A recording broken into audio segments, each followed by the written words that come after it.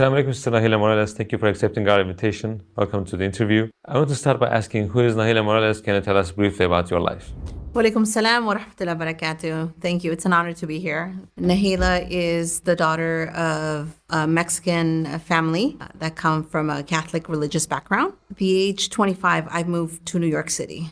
After college, I studied merchandise marketing, and I decided to move far away from California, and the furthest I can go was New York City. So I moved to New York City, actually the summer 2021, which was 3 months prior to 9/11. It was a few years after where I eventually embraced Islam. How was your life in regards to faith? What were you believing in?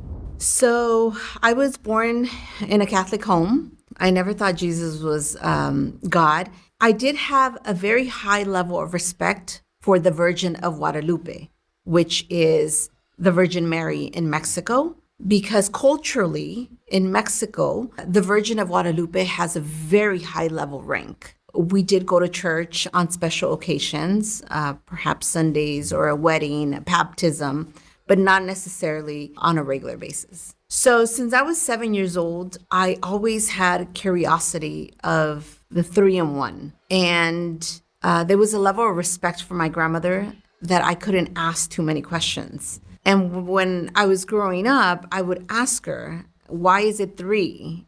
And she would just tell me, you just have to believe. So it was always like the door was closed. So it was very difficult to believe in 3-in-1. I knew there was God. And even though I was raised with respecting all 3, it never synced in with me. It never resonated with me. I always had that question. How can it be 3 people in one? How did you first hear about Islam? It wasn't until 9/11 that it really made me look into the religion of Islam. My birthday is September 12th, and I had a huge plan to spend it in New York City because I lived in the suburbs at the time. And on 9/11, I was supposed to go to the city, and I fell asleep.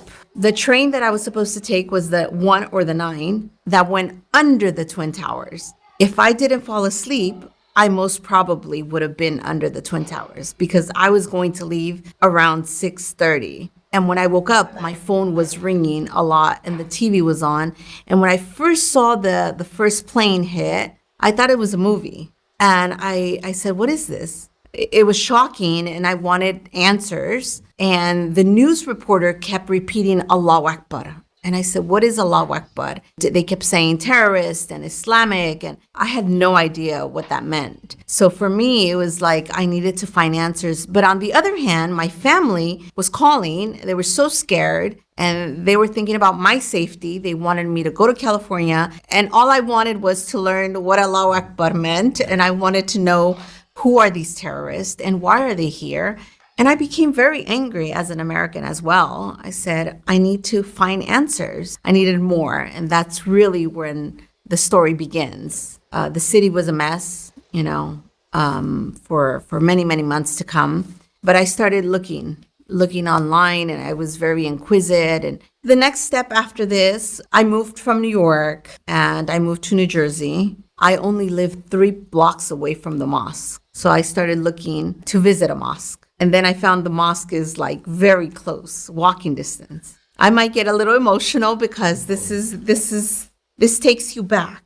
It's a very scary moment, but exciting at the same time. I didn't know what to expect. I didn't have the proper attire. I didn't have a hijab with me. I kept going back and forth to the mirror, trying to say Salam Alaikum. So I was teaching myself Salam Alaikum in the mirror. And my hands were sweating. I was so nervous. Finally, I went inside. My first teacher, Sheikh Mohammed Al-Hayek, was called to come and greet me. I was wearing not like a piece of cloth that had little holes, right? So it wasn't a proper hijab. And I was fidgeting. I was playing with it. I was very nervous. And he said, come. He took me to his office. He introduced himself. He said, what is your name? What is my name? And I just kept like touching it and moving. And he said, are you Muslim? I said, no. He goes, do you want to take this off? I said, yes. And he said, take it off. It's okay. Relax.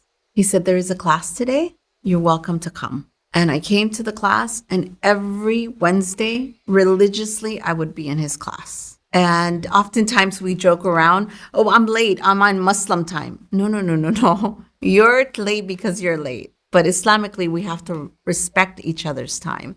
And I befriended women from Indonesia and Malaysia. I started learning words like inshallah, alhamdulillah, mashallah. And the women would be like, are you Muslim?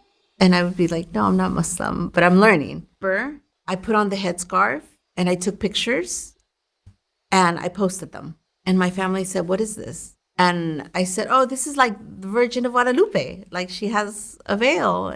And so I started linking things together. Like, okay, the hijab, the nuns, my grandmother putting this. And so I started finding it very appealing. But what really did it for me is Allah is one. Then we eliminated two. This is easy. I can pray to God. Only my relationship is God. I don't need to have two more. And that's really what did it for me. So I started practicing. I started going to the masjid. A friend gifted me hijabs. And I was a regular. And for a long time, people thought I was Muslim. How did you take your Shahada? Can you tell us? So I remember there was one sister in the masjid who knew I wasn't Muslim. She would incline to tell me, you need to take your Shahada. I said, but I come to the masjid, I'm fasting, I'm good. It was one last day of Ramadan that she said, today is the day. We finished praying and she tapped me and she goes, you need to take your Shahada today. And I said, okay. So she told the sheikh and I took my Shahada. It was the happiest day of my life, to be honest with you. It was very overwhelming. I can't even explain the feeling. It's like everything just falls off your shoulders. You feel very light. You feel like a new person. So that was the happiest day of my life, honestly. Then I went home after everybody started going in their families and leaving. So I was walking home.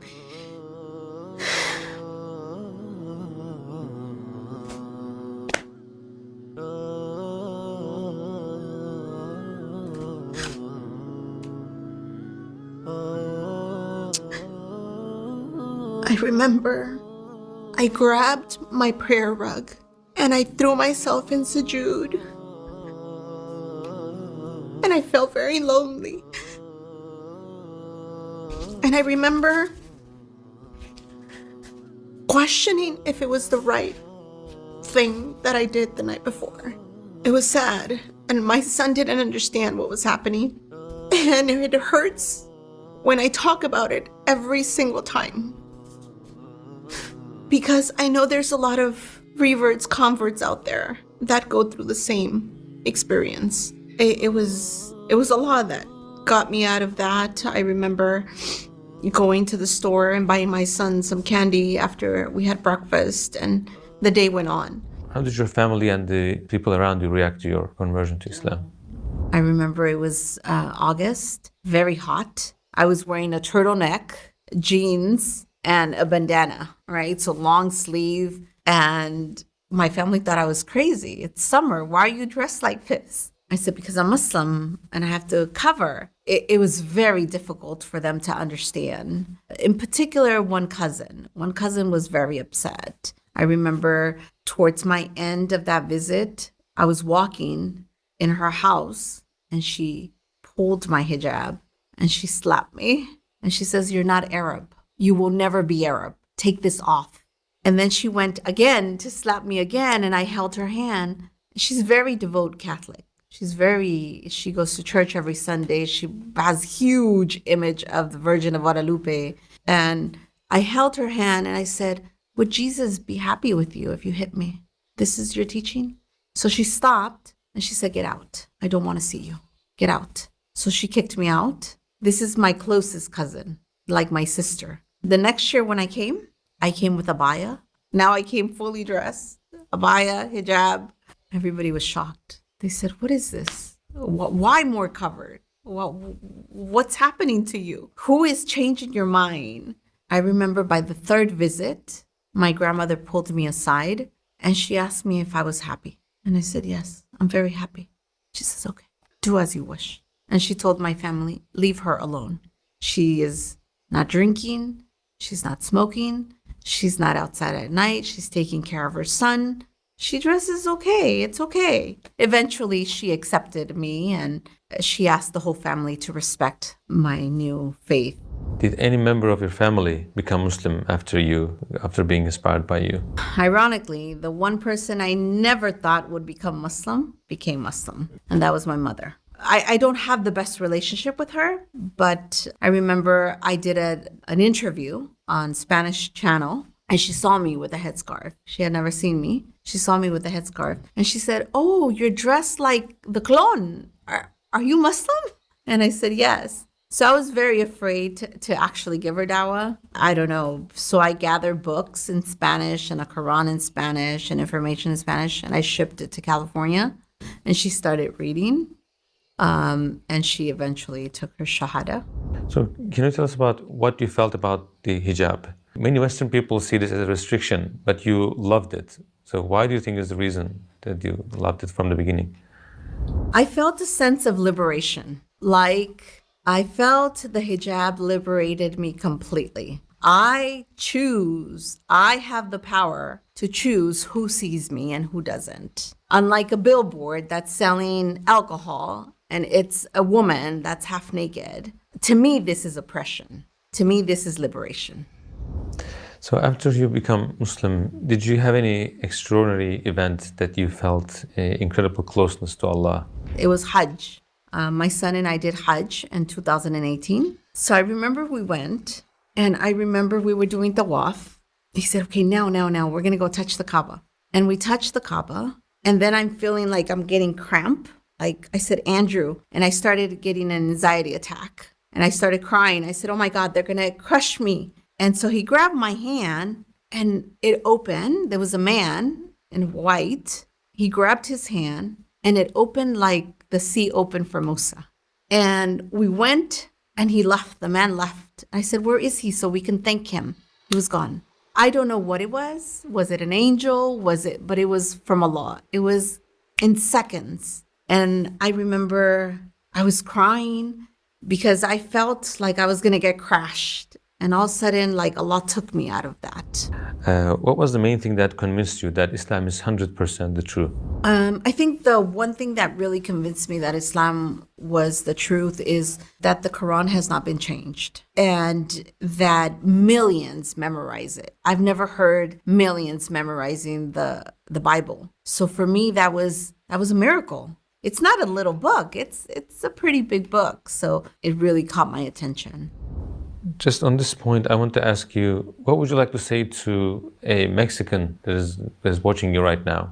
To my fellow Mexican audience, I really, first of all, implore you to even look into this faith, which is not very strange than what our culture teaches us. You will find a sense of belonging and purpose.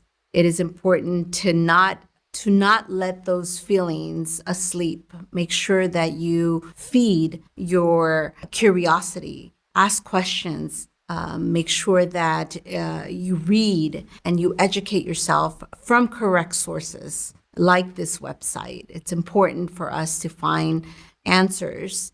Find those answers. Ask a Muslim. If you are having heart issues, you will go to a cardiologist. If you're having questions about Islam, ask a Muslim. Read the Quran.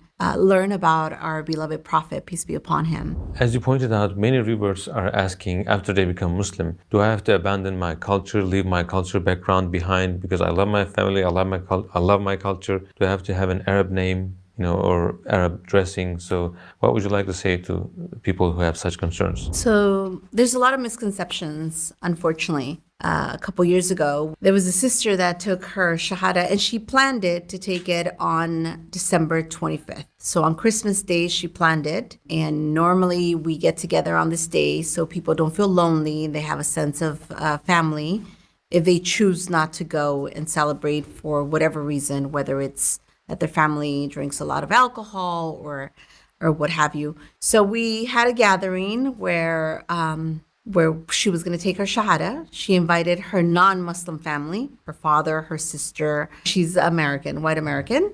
And she also invited her future in-laws, right? So she was talking to somebody for marriage before she converted, South Asian. And after we took the shahada, I gave her the shahada. Everybody hugged her. It was a very emotional moment. The future father-in-law gets up and says, "Today your name is Dua." And she was shocked. And I said, "No, no, no." I was holding her hand and I squeezed her hand. I said, "It's okay." And I said, "No, brother, today her name is her name." And then her future mother-in-law said, "Please tell her that from today she has to eat sabiha, only halal." And I squeezed her hand again to reinforce that you're not alone. I'm here with you. It's okay. So I told her sister, "It's okay." And when she hugged me again, she thanked me for being there and that sense of support. Because again, that misconception of having to change your name the day that you embrace Islam, it's a misconception. Nowhere does it say that you change your name. As long as it doesn't have a bad meaning, you're able to be Maria, Felipe, Pablo. It doesn't matter. This is important because this is your identity. For me, even my last name, Morales, people don't think I'm Muslim automatically. And this is a ticket to dialogue. So no, you don't have to change your name. Absolutely not. You can definitely keep the goodness of your culture. I personally still cook mole, tacos, flautas. I enjoy my culture to the max. You don't have to stop loving and believing in Jesus and understanding that his mother, Mary, has a chapter in the Quran. So they're not very foreign to us. We love them and respect them, and you don't have to stop loving them and respecting them. On the contrary, Islam enhances our lives in so many ways. So continue eating your tacos, continue enjoying all of the culture that comes with you, and continue learning about Islam because Islam is a way of life.